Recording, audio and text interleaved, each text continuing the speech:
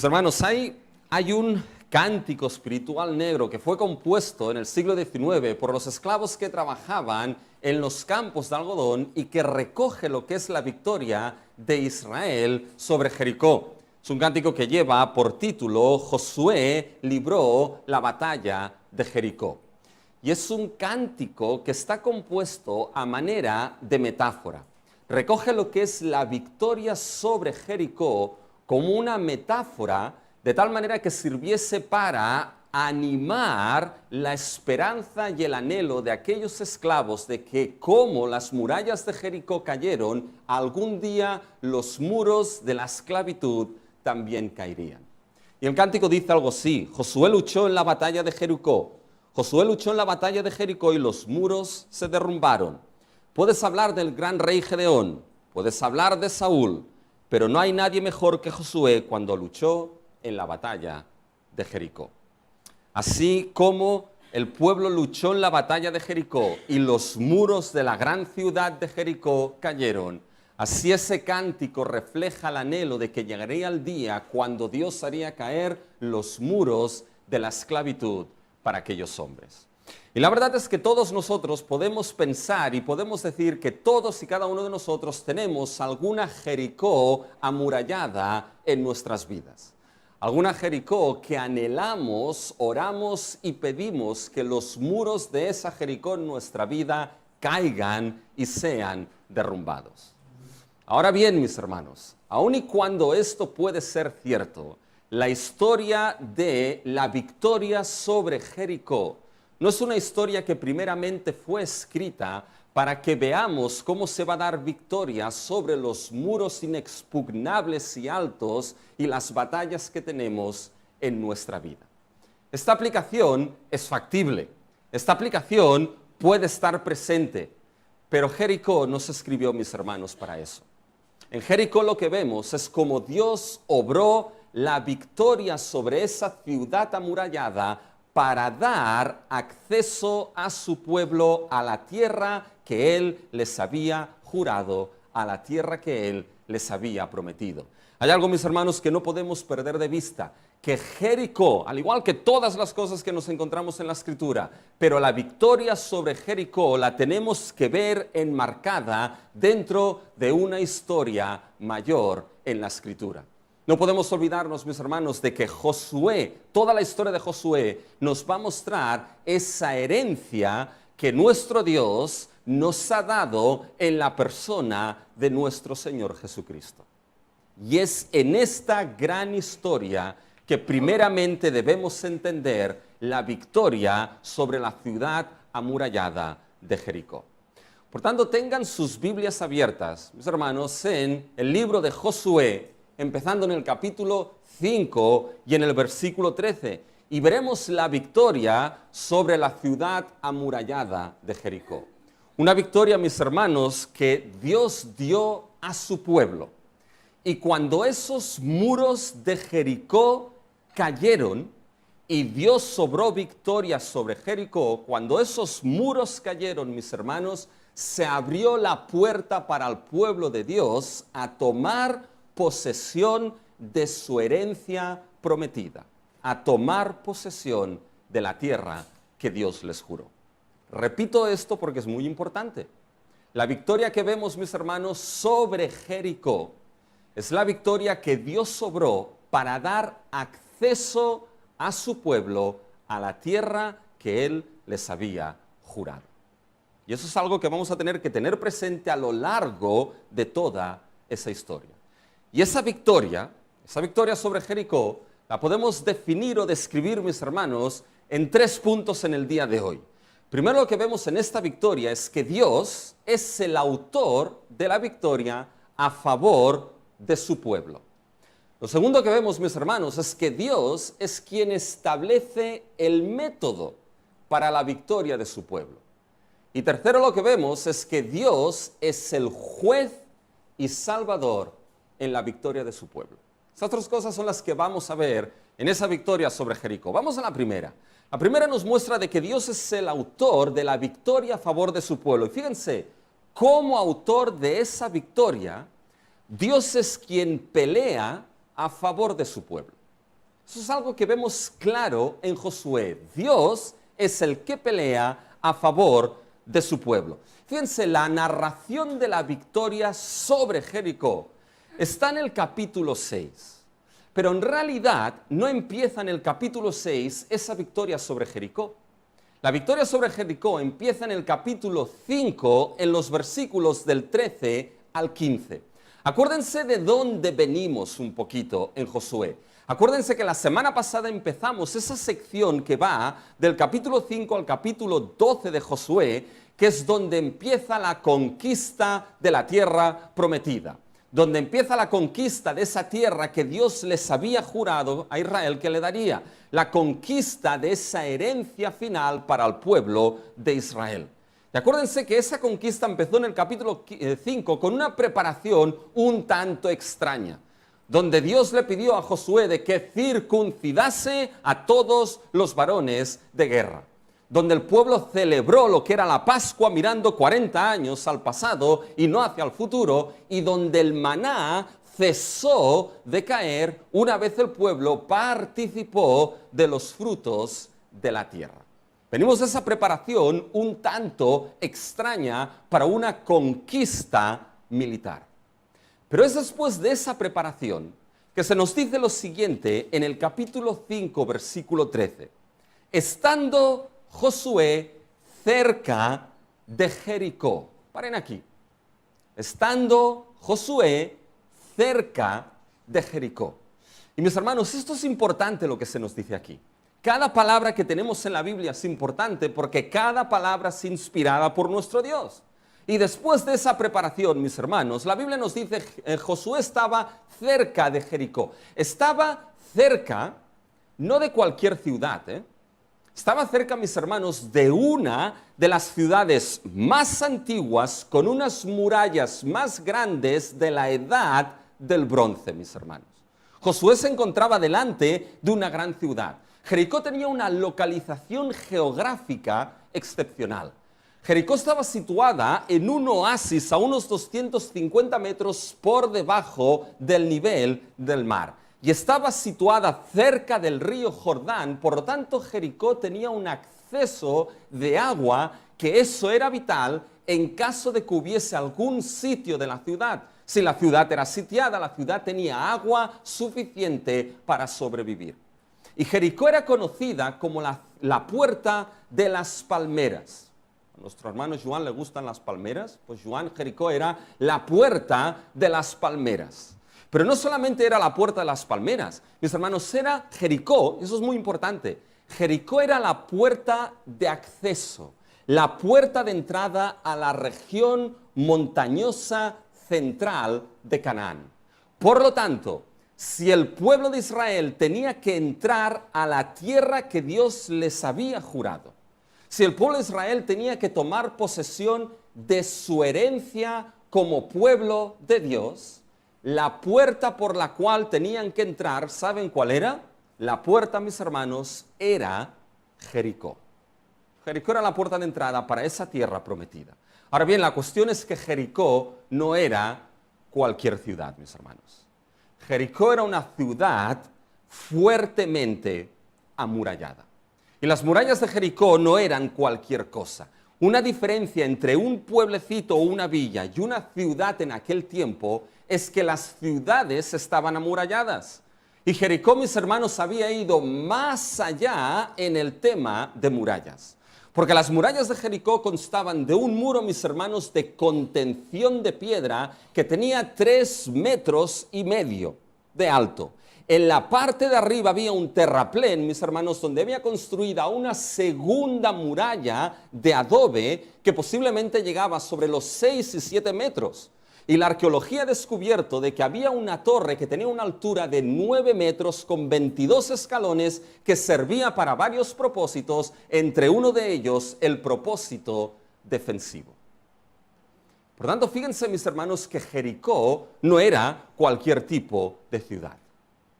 Jericó era una ciudad altamente y fuertemente amurallada. Era una puerta, mis hermanos, que no podía cruzarse de cualquier manera. Y ahí estaba Josué. Cerca, nos dice el texto, estando Josué cerca de Jericó. ¿Y saben qué, mis hermanos?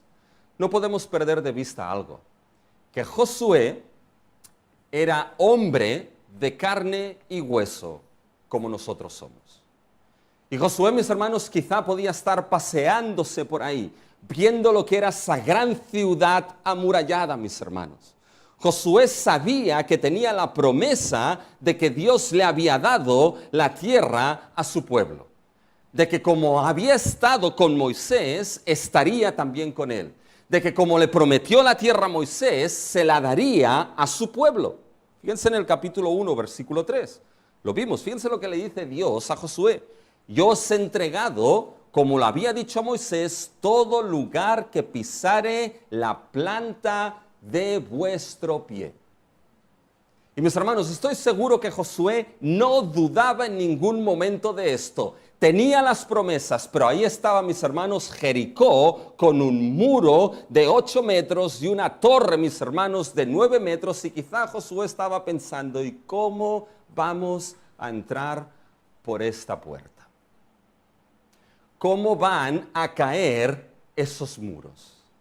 Quizá, mis hermanos, Josué iba ahí mirando Jericó y iba cantando, sendas Dios hará donde piensas que no hay. Pero ¿cómo va a caer y abrirse esa puerta de las palmeras para entrar en esa tierra? Josué tenía las promesas, pero la realidad, mis hermanos, es que podía parecer que la realidad era mucho más grande que esas promesas. Y a veces, mis hermanos, esto sucede en nuestra vida. A veces, mis hermanos, hay ocasiones donde tenemos claras lo que son las promesas de nuestro Dios, que tenemos en la Escritura y que son sí en nuestro Señor Jesucristo. Y no tenemos duda, mis hermanos, de esas promesas, pero hay situaciones que uno se pregunta cómo va a caer ese muro. Y a veces las circunstancias parecen más grandes que las promesas que Dios ha dado. Quizás Josué se encontraba allí. De ahí la importancia del acontecimiento al final del capítulo 5. De ahí la importancia, mis hermanos, de ese encuentro con ese varón tan extraño. Porque Josué se encontraba en esa situación, pero ahora el encuentro, mis hermanos, con ese varón va a ser la encomendación específica de Dios a Josué para esa tarea, mis hermanos, de derribar los muros de Jericó. Y es que cuando el momento, mis hermanos, se requiere, Dios se hace presente para confirmar sus promesas. Acuérdense de Jacob, cómo tuvo que salir, mis hermanos, Jacob de su casa y llegó a un lugar donde estaba solo, no tenía ni almohada para dormir, mis hermanos. Y puso, mis hermanos, una piedra, y ahí soñó, y había la escalera que subían y bajaban los ángeles, mis hermanos, y ahí se dio cuenta de algo Jacob.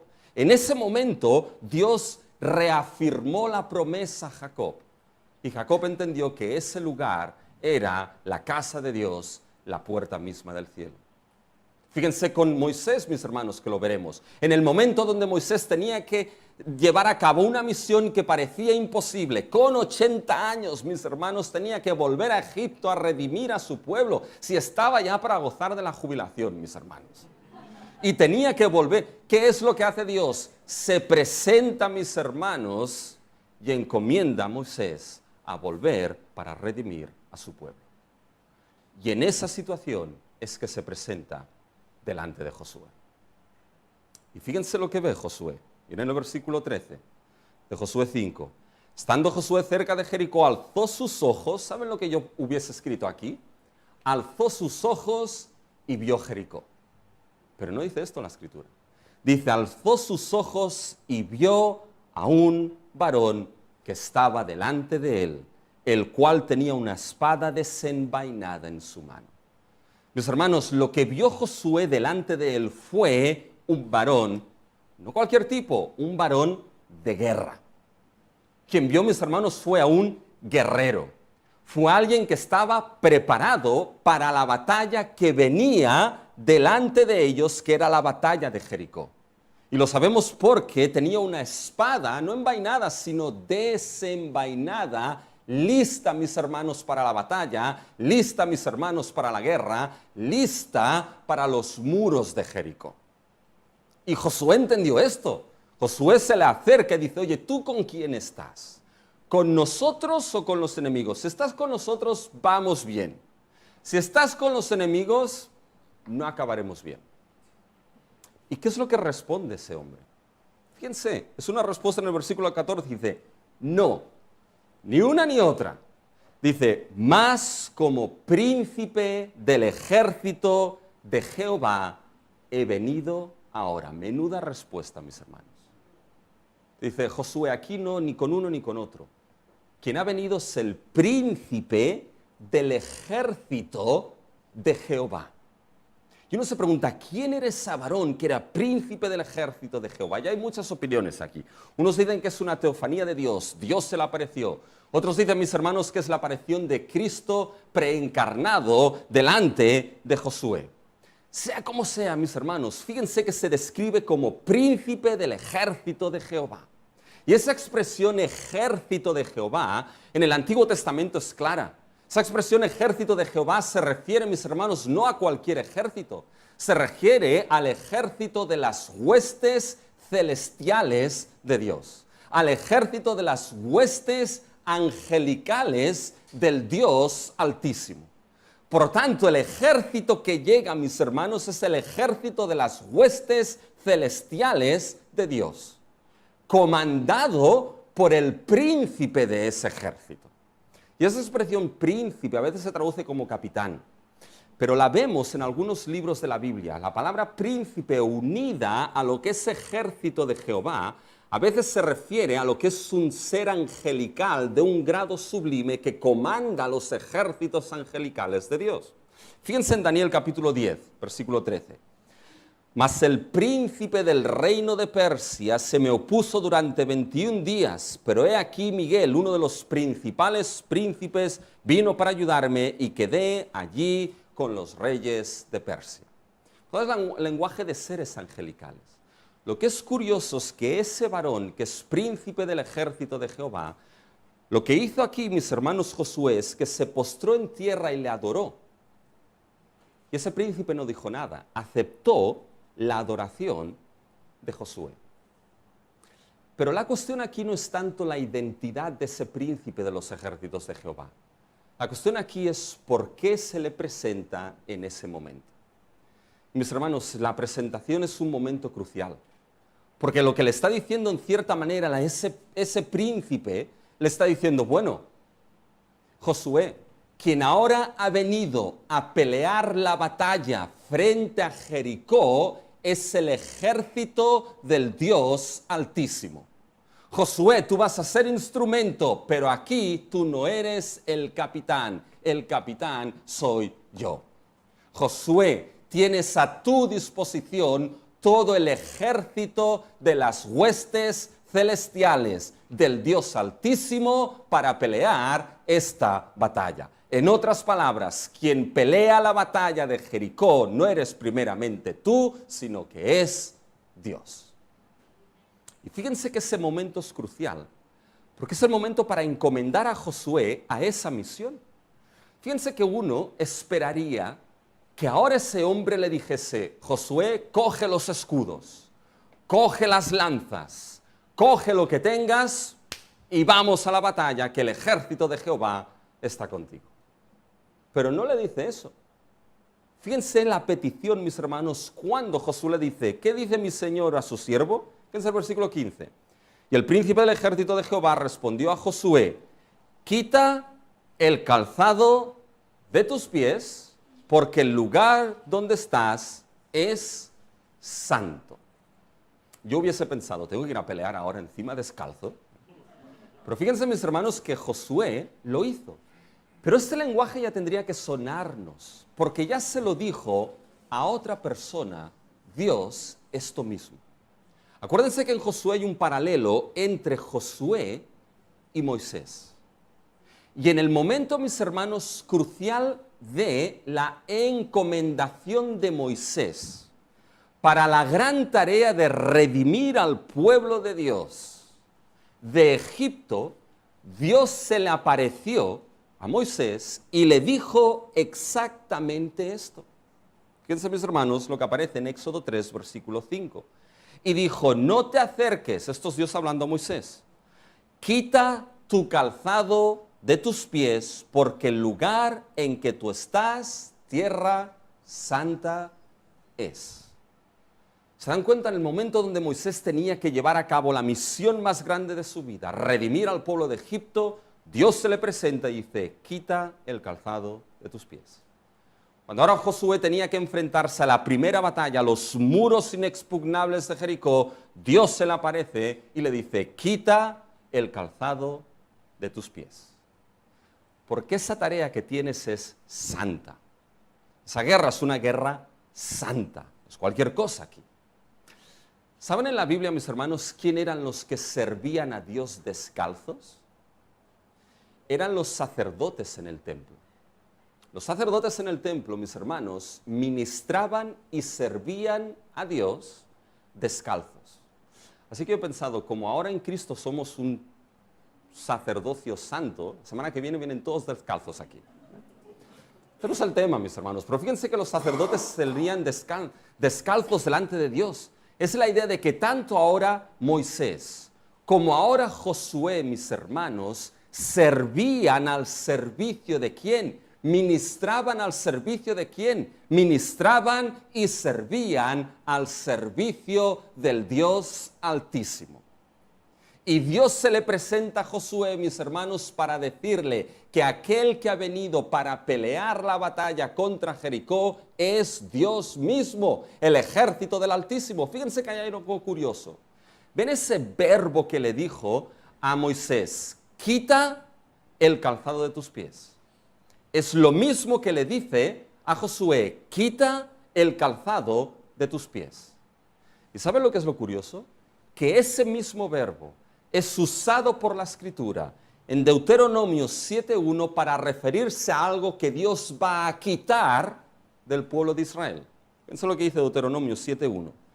Cuando Jehová tu Dios te haya introducido en la tierra en la cual entrarás para tomarla y haya echado, el verbo aquí es quitado, y haya quitado de delante de ti a muchas naciones, al Eteo, al Gergeseo, al Amorreo, al Cananeo, al Fereceo, al Ebeo, al Jebuseo, 7 naciones mayores y más poderosas que tú.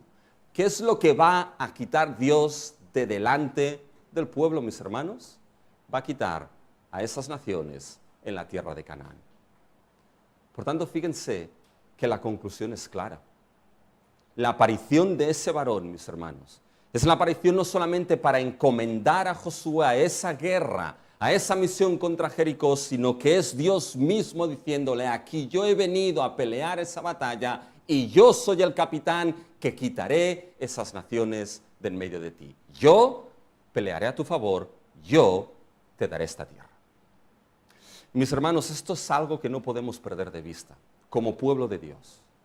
Porque en nuestras pequeñas batallas, aquel que batalla a favor de su pueblo siempre, siempre es nuestro Dios.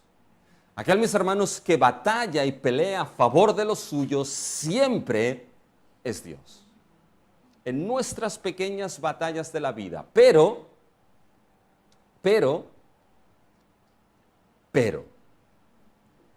tres pero. Pero mis hermanos, esa encomendación y esa batalla no está para que pensemos en que Dios pelea siempre a nuestro favor en nuestras pequeñas batallas de la vida. Porque no siempre tenemos victoria en todas nuestras batallas en la vida. Hay a veces, mis hermanos, que no tenemos victoria contra la batalla del pecado. Y semana tras semana, mis hermanos, pecamos y tenemos que volver a los pies de la cruz y decirle a nuestro Dios, Señor, perdóname porque he pecado contra el cielo y contra ti. Y no siempre tenemos, mis hermanos, victoria contra la batalla de la enfermedad. Hay enfermedades, mis hermanos, que pasan factura. Y no siempre se tiene esa victoria. Y no siempre, mis hermanos, se tiene la victoria contra aquellos que quizá hostigan, aquellos que son santos y el pueblo de Dios. Y uno se pregunta, Señor, pero ¿no ves lo que están haciendo a tus hijos? ¿No ves lo que están haciendo a tu pueblo? Y no siempre ganamos, mis hermanos, la victoria en las pequeñas batallas contra el sufrimiento, el desamparo. A veces vivimos esas derrotas. Porque, mis hermanos, Jericó, porque en el capítulo 7 veremos una derrota, pero Jericó, mis hermanos, está escrita aquí para que uno no mire primeramente cómo Dios pelea a favor de uno en esas pequeñas batallas, sino que uno entienda, mis hermanos, de que hay una batalla mayor que Dios peleó y en esa Él y nosotros tenemos la victoria. Porque antes les he dicho, mis hermanos, Jericó era la puerta de entrada ¿a dónde? Jericó era la puerta de entrada a tomar la herencia y la tierra que Dios había dado a su pueblo. Esa victoria era necesario para que el pueblo entrase a la tierra que le había sido jurada. Y hay un texto, mis hermanos, en el Nuevo Testamento que me llama la atención, que es cuando arrestaron al Señor Jesús y Pedro sacó la espada y le cortó la oreja al siervo del sumo sacerdote, y la oreja y voló, mis hermanos. Y Cristo le dice a Pedro, Pedro, guarda la espada, porque cualquiera que saca la espada perecerá a espada. Pero después le dice, Pedro, ¿no crees que si yo ahora le pidiese a mi Padre, Él me daría 12 legiones de ángeles?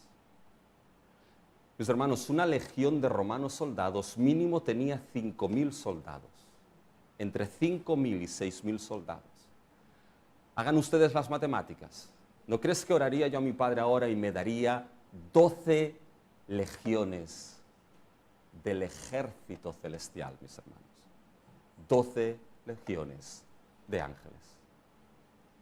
Y aquel que se presenta, mis hermanos, como el príncipe del ejército de Jehová. Aquel que se presenta como es que es el príncipe y el capitán de los ejércitos de Dios. Aquel, mis hermanos, que el mismo libro de Hebreos escribe y dice a los ángeles, adórenle. Aquel que el libro de Hebreos dice y a los ángeles le dice, de los ángeles hace sus espíritus y de sus ministros llamas de fuego. Aquel que es el príncipe por excelencia de los ejércitos celestiales del Dios Altísimo es nuestro Señor Jesucristo, quien, mis hermanos, peleó la batalla no con espada, no con trompeta, sino que peleó la batalla, mis hermanos, con su propia vida en una cruz vergonzosa, la cruz del Calvario, mis hermanos. Pero fue precisamente en esa cruz donde el príncipe de los ejércitos de Jehová, nuestro Señor Jesucristo, lidió la batalla y los muros del pecado, los muros de la muerte, los muros del infierno cayeron a favor de aquellos que en Él creen, mis hermanos. Y cuando Cristo peleó esa batalla, ¿saben lo que sucedió? El velo del templo se rasgó, mis hermanos, y las puertas de la herencia celestial se abrieron para aquellos que están en Cristo Jesús. Acuérdense de ese ladrón. Acuérdate de mí cuando vengas en tu reino. ¿Y qué le dijo Cristo? Oye, espérate, que cuando venga ya entrarás. Hoy estarás conmigo en el paraíso. Eso, mis hermanos, es lo que demuestra que Dios es quien peleó a favor de su pueblo. Y el pueblo, fíjense, aún y esto no se quedó con brazos cruzados, El pueblo tuvo que dar vueltas, tuvo que subir, tuvo que pelear. Porque saber, mis hermanos, que Cristo ha ganado la batalla a nuestro favor no significa, mis hermanos, que tenemos que quedarnos de brazos cruzados, sino en esta vida luchar y perseverar por la gracia de Dios hasta que esa herencia final en Cristo nos sea dada, pero siempre con algo presente, que la batalla ya la lidió nuestro Señor Jesucristo. Y Él venció. Por lo tanto, fíjense que es lo primero que vemos. Dios es el autor de la victoria a favor de su pueblo. Y siendo el autor, ¿saben qué es lo que hace Dios, mis hermanos? Establece el método para esa victoria. Fíjense que lo segundo que vemos es que Dios es quien establece el método para la victoria de su pueblo. Y fíjense que la victoria se da primero por el único método ordenado por Dios. El único método ordenado por Dios. Y esto lo vemos ya en el capítulo 6. Fíjense que en el versículo 1 se nos dice cómo estaba Jericó. Fíjense, ahora Jericó estaba cerrada, bien cerrada. A causa de los hijos de Israel nadie entraba ni salía. Es decir, estaba cerrada a cal y canto, mis hermanos. Fíjense que esto es importante. ¿Por qué? Porque si estaba cerrada a cal y canto y nadie entraba y nadie salía, para poder entrar en esa ciudad, ¿saben lo que se necesitaba, mis hermanos? Se necesitaba un milagro. Y eso es lo que viene ahora. Fíjense que Dios le asegura a Josué de que Él le ha entregado la ciudad. Fíjense el versículo 2. Mas Jehová dijo a Josué, mira, yo he entregado en tu mano a Jericó y a su rey con sus varones de guerra. Da igual el rey, el príncipe del ejército está aquí. Da igual los varones de guerra, el ejército de Jehová está aquí. Y ahora uno piensa, bueno, le va a dar, mis hermanos, una estrategia militar para conquistar Jericó sorprendente y impresionante. Va a ser, mis hermanos, recuerdo una vez cuando estuve en Masada, que uno sube a Masada, esa fortaleza, y desde arriba de todo puede ver lo que eran los campamentos romanos que se habían establecido allí para conquistar Masada. Y uno ve las piedras que habían construido para lanzar con las catapultas y la rampa que habían construido para llegar a los 440 metros de altura y conquistar Masada. Uno espera algo así, mis hermanos. Ahora Dios, el príncipe del ejército de Jehová, le va a dar una estrategia militar para romper esos muros y entrar en esa ciudad, a la tierra prometida. Y le da, mis hermanos, una estrategia. Un método totalmente extraño. Vamos de extraño en extraño aquí. Porque ¿qué es lo que le dicen, mis hermanos? Fíjense en los versículos del 3 al 5 del capítulo 6, no los vamos a leer, pero básicamente le dice, oye, Josué, durante 6 días vas a estar dando una vuelta a la ciudad, con los hombres de guerra y con los 7 sacerdotes tocando las bocinas, que estos son trompetas, los de carnero. Y el 7º día daréis 7 vueltas, gritaréis y los muros caerán. Yo creo que ningún militar hubiese hecho algo así, mis hermanos. Pero fíjate que encima la estrategia se nos explica un poco más, porque a partir del versículo 6 se nos amplía esa estrategia, se nos da la estructura de cómo tenían que ir. Fíjense en el versículo 6, se nos dice, llamando pues Josué, hijo de Nun, a los sacerdotes, dijo, llevad el arca del pacto, y 7 sacerdotes llevan bocinas de cuerno de carnero delante del arca de Jehová. Fíjense, es importante, tomad el arca. Y de los sacerdotes tomad a 7 sacerdotes que lleven las trompetas. Y tienen que ir los 7 sacerdotes delante del arca, no detrás, delante. Esto es interesante, porque cuando cruzaron el Jordán, ¿dónde iba el arca? Delante, y el pueblo detrás. Aquí va el arca y los sacerdotes con las trompetas delante. Fíjense ahora el versículo 7. Y dijo al pueblo, pasad y rodead la ciudad, y los que están armados pasarán delante del arca de Jehová. Es decir, el arca, los sacerdotes delante con las trompetas y delante los hombres armados. Pero es que eso no termina aquí. Fíjense, mis hermanos, los versículos 8 y 9. Y así que Josué había hablado al pueblo, los 7 sacerdotes, llevando las 7 bocinas de cuerno de carnero, pasaron delante del arca de Jehová y tocaron las bocinas. El arca del pacto de Jehová los seguía. Y los hombres armados iban delante de los sacerdotes que tocaban las bocinas y la retaguardia va tras el arca mientras las bocinas sonaban continuamente. Fíjense, el arca, los sacerdotes delante tocando las trompetas, los hombres armados delante de los sacerdotes y detrás la retaguardia, por eso se llama retaguardia, porque va detrás, mis hermanos. Fíjense qué estructura, qué es lo que había en medio, mis hermanos. En medio estaba el arca.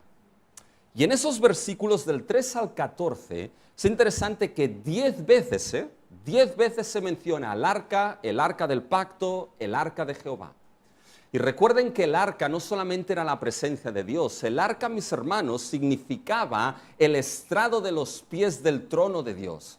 Era el símbolo de que el Rey de Reyes ahora llegaba, mis hermanos, a Jericó y a la tierra. Era el símbolo de que aquel que venía a pelear y a tomar la tierra era el Dios Altísimo, era el Rey de Reyes, quien iba a establecer su gobierno y su reino sobre aquella tierra. Ahí estaba el rey. Y fíjense que delante los sacerdotes y los hombres armados de guerra. Eso es interesante. Hay un autor que ha estudiado en todo el Antiguo Testamento lo que significa la frase de caminar delante de Jehová o caminar detrás de Jehová. Cuando es Jehová quien va delante de uno, Jehová camina como el escudo protector, guía y fortaleza del pueblo. Por eso, en el cruce del Jordán, Dios fue delante como guía y protector del pueblo. Cuando uno camina delante de Jehová, camina como emisario de Dios. Por lo tanto, aquí, mis hermanos, esos sacerdotes y hombres armados van como emisarios del rey que llega para conquistar y dar esa tierra a los suyos. ¿Se dan cuenta? Pero hay algo más que Dios pide. Fíjense el versículo 10. Y Josué mandó al pueblo diciendo: vosotros no gritaréis, ni se oirá vuestra voz, ni saldrá palabra de vuestra boca hasta el día que yo os diga, gritad, entonces gritaréis. Y el pueblo, mis hermanos, gritó y los muros cayeron. ¿Qué les parece esa estrategia militar, mis hermanos? Para derrumbar los muros de 9 metros y casi 2 metros de ancho de Jericó. Ningún estratega militar haría algo así. Ningún capitán haría algo así.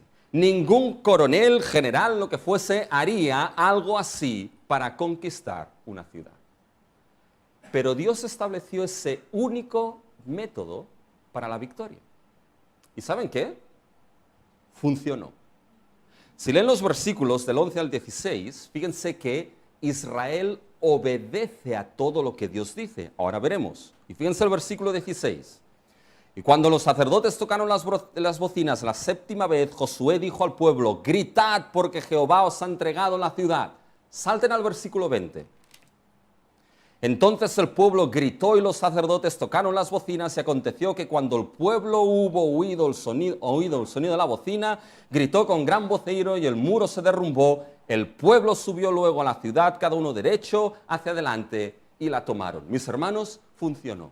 Y es curioso que se describe que el muro cayó y el pueblo subió derecho hacia adelante. Y lo digo porque se ha descubierto el lugar arqueológico donde estaba Jericó. Y los arqueólogos han descubierto que los muros, como cayeron, mis hermanos, cayeron de tal manera que formaron una rampa que permitió al pueblo subir hacia adelante a esa ciudad.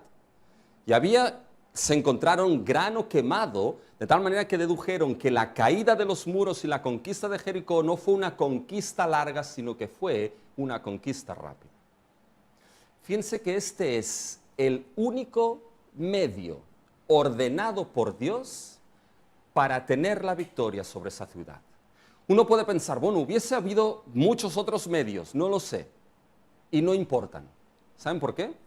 Porque este es el único medio ordenado por Dios para dar la victoria sobre Jericó y la tierra a su pueblo. Extraño, inverosímil, incomprensible, imposible, pero el único medio ordenado por Dios para la victoria, y funcionó, mis hermanos.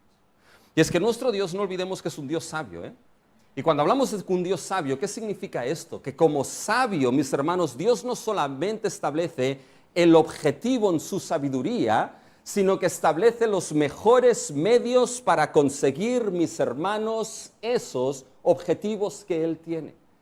Y muchas veces en nuestra vida, mis hermanos, Él puede establecer los métodos más extraños, más incomprensibles, más incoherentes, más inconsistentes para llevar a cabo su propósito en la vida de los suyos. Puede llevar a cabo, mis hermanos, los medios más extraños, pero ordenados por Él para llevar a cabo su propósito en la vida de su pueblo.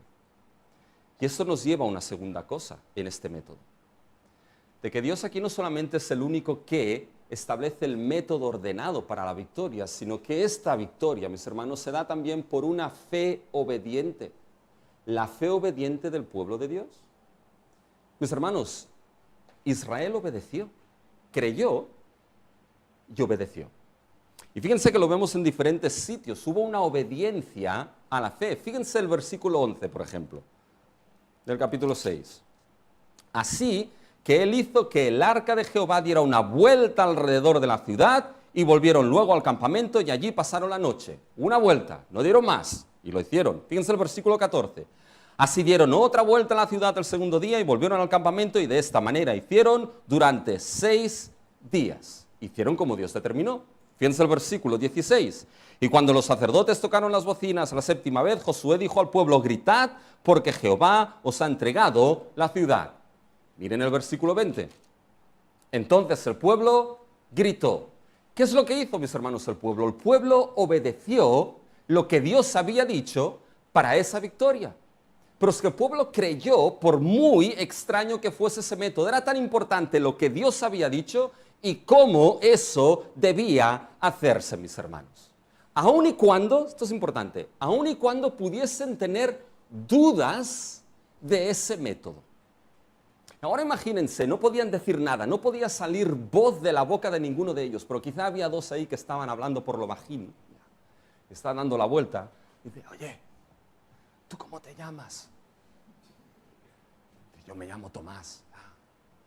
Oye, Tomás, ¿qué crees de esto, de dar vueltas aquí? Dice, no tengo idea, soy un tanto incrédulo. Entonces, ¿qué hacemos? Oye, no, nos toca dar vueltas, Dios le ha dicho, aunque tenga mis dudas, doy vueltas. Dice, además ya llevamos 4.400 pasos, ya tenemos el cardio del día hecho por hoy. ¿Ya? Dice, oye, ¿y tú cómo te llamas? Dice, yo me llamo Josías. ¿Y qué piensas de eso? Lo tengo claro. Dios lo ha dicho, lo hacemos, a dar vueltas. Uno lo tenía claro, el otro lo tenía clarísimo. La pregunta es, ¿para quién cayeron los muros, mis hermanos? Cayeron para ambos. ¿Por qué, mis hermanos? Porque no se sustentaban esos muros que cayesen primeramente en si la fe de aquellos era muy grande o muy pequeña, mis hermanos. Se sustentaba primeramente en el método que Dios había determinado y en el método que Dios había establecido, mis hermanos. Y lo que tenían que hacer aquel pueblo, aun y cuando pudiesen tener dudas, mis hermanos, era creer en el único método ordenado por Dios para tener la victoria en esa ciudad. Y esa fe se demostraría en obediencia a lo que Dios había dicho. Y por eso, mis hermanos, los muros de Jericó cayeron por la fe. ¿Cayeron por la fe en qué? Por la fe en Dios y en el método que Él había dicho y establecido. Fíjense lo que dice Hebreos 11, versículo 30. Por la fe cayeron los muros de Jericó después de rodearlos 7 días, mis hermanos. Y eso es importante, mis hermanos. Esa victoria fue por el método que Dios ordenó y por la fe obediente del pueblo. Porque es tan importante, mis hermanos, creer en todas y cada una de las palabras que Dios dice, pero tan importante, mis hermanos, obedecer todas y cada una de las palabras tal y como nuestro Dios las dice. Porque somos un pueblo de fe que cree en el Dios verdadero, pero no un pueblo de fe a la carta, mis hermanos. La fe bíblica no es una fe a la carta. No es una fe, mis hermanos, en la cual podemos escoger lo que nos gusta y lo que no nos gusta y obedecer a nuestro Dios como a nosotros nos parece. Se obedece a Dios como Dios, mis hermanos, ha determinado. Y esos muros cayeron. Pero el método era extraño, ¿eh? ¿Quién se imaginaría, mis hermanos, que dando vueltas caerían unos muros? ¿Quién se imaginaría que con una pequeña onda Goliat caería, mis hermanos? ¿Quién se iba a imaginar que por manos inicuas, malvadas y por una cruz vergonzosa, la cruz del Calvario, Dios obraría la mayor victoria en este mundo para dar la herencia a su pueblo? ¿Quién se lo imaginaría, mis hermanos? Nadie se lo imaginaría. Pero fue, mis hermanos, a través del Cristo crucificado y del Cristo resucitado, mis hermanos, ese medio establecido por Dios para vencer, mis hermanos, y para dar la victoria y la eternidad a su pueblo. Ese medio inverosímil, ese medio increíble, ese medio incomprensible, ese medio, mis hermanos, que no tiene sentido. Cristo crucificado y resucitado, ahí, mis hermanos, es donde Dios obró la mayor victoria sobre el pecado, sobre la muerte, sobre Satanás, para que todos aquellos que creen y tienen una fe obediente, es decir, rinden su vida al Cristo que murió en la cruz y resucitó, entonces, mis hermanos, el perdón les sea dado y la gloria eterna les sea reservada en los cielos para ellos. ¿Quién se lo hubiese, mis hermanos, imaginado? El mundo no entiende esto. Para los judíos es tropezadero, para los griegos es locura. Para nuestro mundo orgulloso, mis hermanos, pregunten, algo así no tiene ningún tipo de sentido. ¿Cómo en un Jesús de Nazaret crucificado puede haber la mayor victoria de la historia? Puedo tener el perdón de mis pecados, puedo tener la eternidad y gozar de aquel que me ha amado desde la eternidad misma. ¿Cómo es posible? El mundo no entiende esto. Y por eso, mis hermanos, Dios quiso, como escribe Pablo, de que el mundo, no habiendo conocido la sabiduría de Dios, por esa sabiduría le plació a Dios salvar a los creyentes por medio de la locura de la predicación, mis hermanos. Esa predicación, mis hermanos, de ese mensaje del Evangelio que te sigue mostrando la gran victoria de Cristo en la cruz, la gran victoria de Cristo en la resurrección, y te sigue llamando a obedecer en arrepentimiento y fe, mis hermanos, aquel que murió y que resucitó. Y nuestra vida de fe como pueblo, mis hermanos, se sustenta en este glorioso hecho del Evangelio de nuestro Señor Jesucristo. ¿Saben? Es aquí donde debe llevarte Jericó. Es aquí donde debe llevarte esa victoria que Dios obró. Es aquí donde debe llevarte ese único método que Dios estableció, esa fe obediente de ese pueblo, es precisamente a la persona y el Evangelio de Cristo Jesús. Y uno se pregunta, ¿y por qué eso es tan importante, mis hermanos? Por el último punto.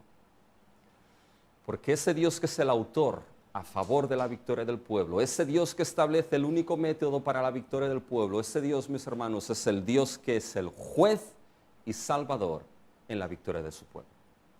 Y fíjense que hay dos principios que aparecen aquí en Jericó, dos principios que no podemos perder de vista.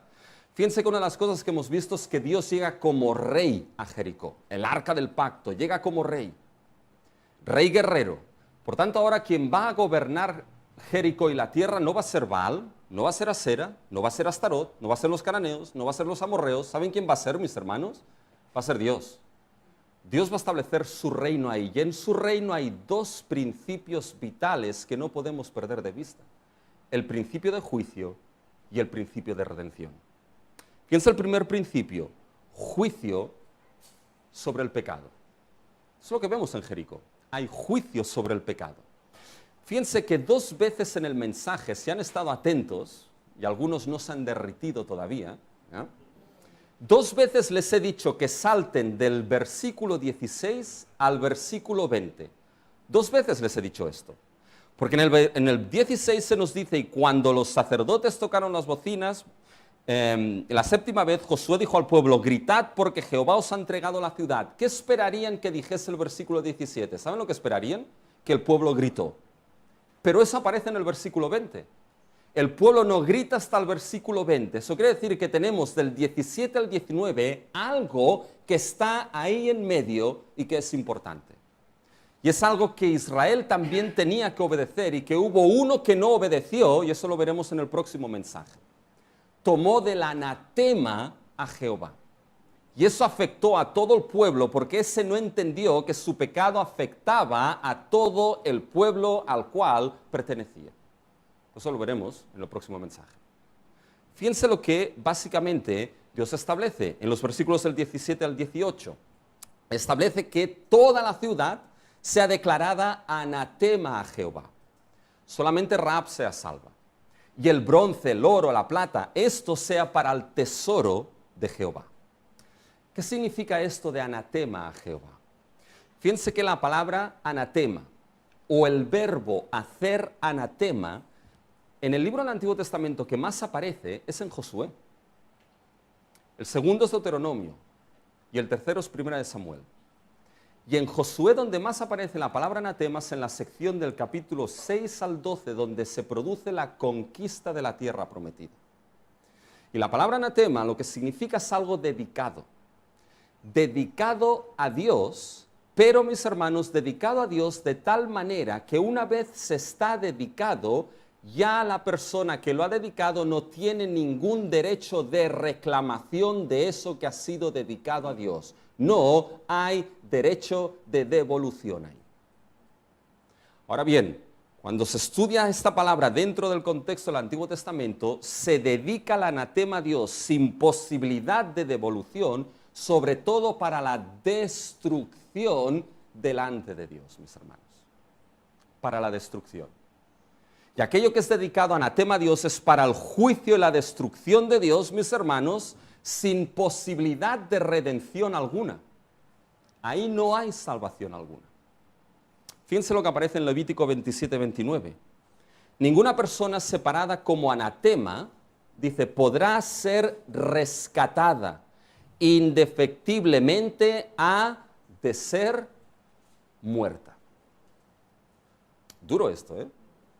Cualquier persona dedicada a la destrucción a Dios, inefectiblemente tiene que ser muerta, no podrá ser redimida.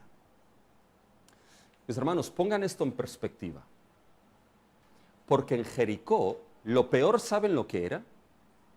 Lo peor, mis hermanos, no era el juicio de las espadas de Israel. Israel solamente era el instrumento en las manos del príncipe del ejército de Jehová. Israel solo era el instrumento en las manos de Dios, mis hermanos. Lo peor para Jericó no era el juicio de las espadas de Israel. Lo peor para Jericó es que el juicio que caía sobre ellos era el juicio del Dios Altísimo. Dios iba a juzgarlos y no había posibilidad de rescate para Jericó. Y uno dice, ¿cómo Dios puede hacer esto? Es que el Dios del Nuevo Testamento es un Dios de amor. Sí, léanse ustedes Apocalipsis. Van a ver. El Dios del Antiguo es el mismo Dios del Nuevo. ¿Cómo Dios puede pedir algo así, mis hermanos? Por tres motivos. El primero, mis hermanos, es por algo que Dios le dijo a Abraham en Génesis 15:16. Y en la cuarta generación volverán acá, a esta tierra, porque aún no ha llegado a su colmo la maldad del amorreo hasta aquí. ¿Qué está diciendo Dios a Abraham? Dice, ese pueblo que te daré, que vendrá de ti, Abraham, no volverá a esta tierra hasta que el colmo de la maldad, del pecado, del amorreo de estos pueblos haya llegado a su colmo y Dios diga, basta. Mis hermanos, Dios no es un Dios caprichoso que manda juicios caprichosos desde el cielo. No es un Dios pagano, es el Dios santo. Que mis hermanos, el pecado es un crimen y ofensa mortal delante de Él. Y Dios le dijo a Abraham, no llegarán aquí hasta que el colmo de esa maldad llegue a su tope. Y Dios esperó, esperó, esperó y esperó. Y el pecado del amorreo creció y creció y creció y creció. Hasta que Dios dijo, basta. Y esa entrada en Jericó y ese juicio sobre Jericó fue el Dios Santo diciendo, basta. Porque mis hermanos, había otra razón. Porque si Dios no juzgaba, mis hermanos, Dios dejaba de ser justo y santo. Pero había otra razón. Varias veces en el Antiguo Testamento Dios dice, voy a tener que hacer esto porque si no esos pueblos os desviarán a vosotros, Israel. Fíjense un texto, Éxodo 23:33. En tu tierra no habitarán, no sea que te hagan pecar contra mí, sirviendo a sus dioses, porque te serán tropiezo. Esto aparece en Éxodo, aparece en Números, aparece en Deuteronomio. Y por la santidad del pueblo, Dios es que obra de esta manera. Porque el mundo, mis hermanos, no tiene nada que ofrecer a la santidad del pueblo que ha sido redimido. Ayer nuestras hermanas tuvieron la cena de las Janas y tuvieron espectáculo extra, mis hermanos, porque coincidimos con el desfile del orgullo aquí en Barcelona. Terrible. El mundo no tiene nada que aportar a la santidad del pueblo de Dios porque el mundo no tiene santidad en sí mismo, mis hermanos. Pero sí puede aportar grandes dosis de desvío a los santos y al pueblo de Dios. Y Dios tuvo que tratar con eso. Y la tercera razón es por Génesis 3:15. Pondré enemistad entre ti y la mujer, entre tu simiente y la simiente suya. Él te herirá en la cabeza y tú le herirás en el calcañar. Aquí, mis hermanos, esos amorreos eran esa simiente de la serpiente que Dios juzgó para que la simiente de la mujer, que era Israel, se mantuviese en pie. ¿Saben por qué? No por Israel, mis hermanos. Porque de esa simiente vendría el Salvador último, que es Cristo Jesús. ¿Se dan cuenta cómo opera el juicio sobre el pecado aquí, mis hermanos? Pero hay otra cosa que opera, y en 5 minutos termino. Si me creen. El principio, mis hermanos, de la redención por fe. Fíjense que en medio del juicio, esto es sorprendente, no pierdan de vista el juicio, porque es bíblico. Pero en medio del juicio, mis hermanos de Dios, brilla la misericordia, la gracia y la salvación y redención de Dios. Porque en medio de ese juicio, Josué determinó otra cosa. Había una que no tenía que pasar por ese juicio. Había una mujer y su familia que tenían que ser liberadas de ese juicio. ¿Quién fue esta, mis hermanos? Fue Rahab y su familia. ¿Se acuerdan de Rahab, que la vimos? Fíjense en el versículo 17. Y será la ciudad anatema a Jehová con todas las cosas que están en ella. Solamente Rahab la ramera vivirá con todos los que estén en casa con ella.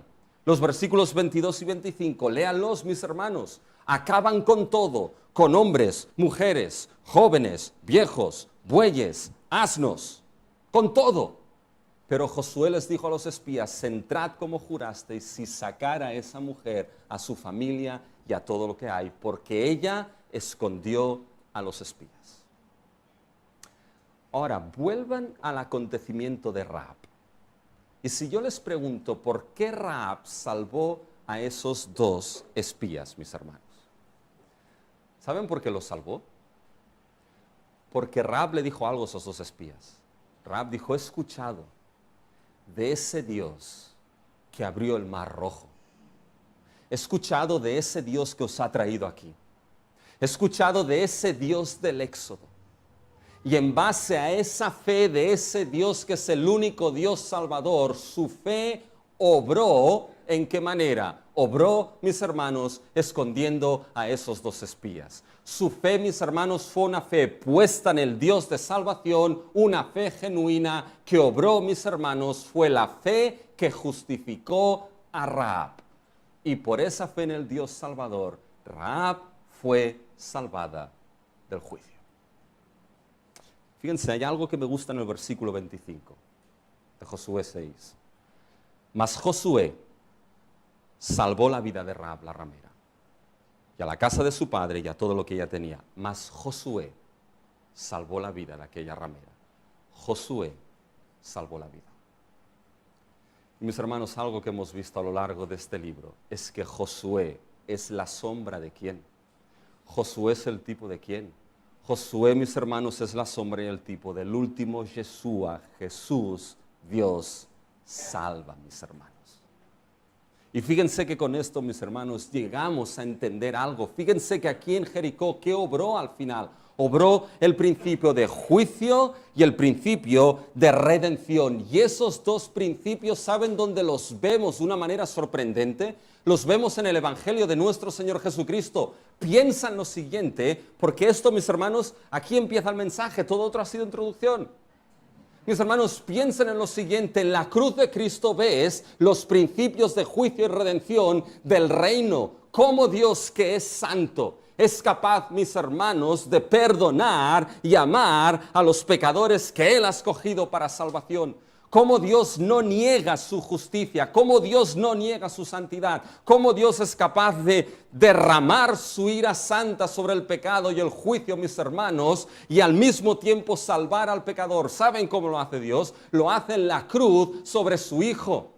En su Hijo, mis hermanos, derramó todo su juicio y toda su ira, mis hermanos.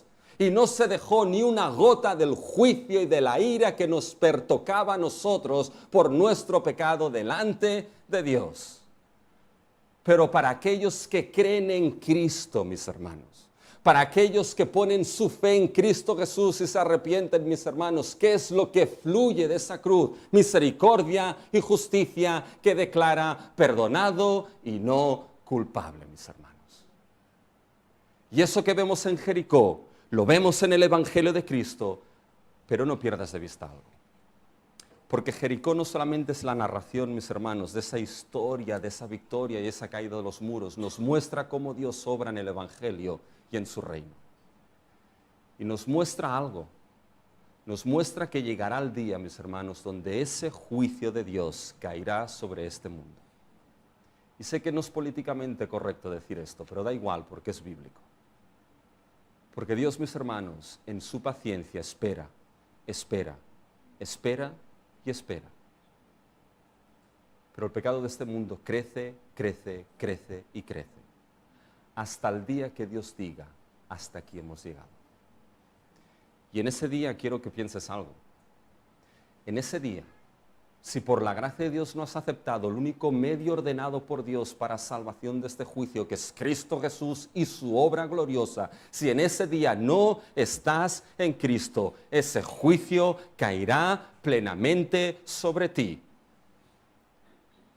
Y no habrá posibilidad de redención en ese día.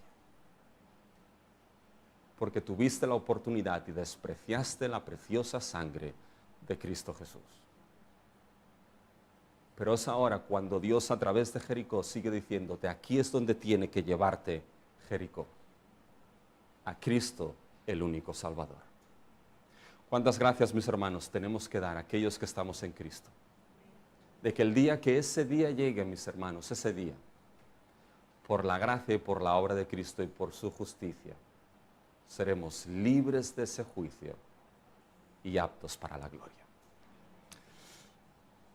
¿Saben? Uno se pregunta, ¿qué aplicaciones podría haber en esta Jericó? Pero me dio la solución mi querido hermano y amigo Spurgeon. Le dijo lo siguiente, dijo, no estoy seguro de que debería cruzar la calle domingo tras domingo solo para escuchar una lección moral. Dice, para esto mejor me quedo en casa y leo el periódico. Pero para escuchar el Evangelio de la gracia de Dios vale la pena andar kilómetros. Si este Evangelio estuviera en todas las iglesias, os aseguro que pocos bancos vacíos veríamos. La gente vendría a escuchar porque es lo que siempre ha sucedido. Y mis hermanos, quiera Dios que esto sea así.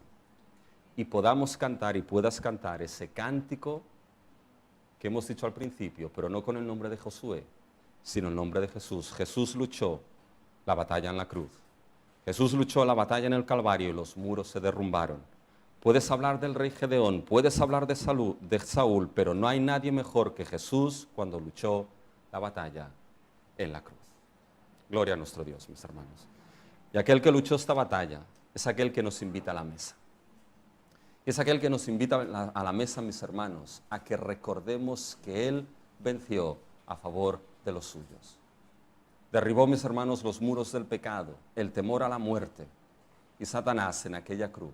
Y lo hizo por aquellos que Él amó y sigue amando, mis hermanos.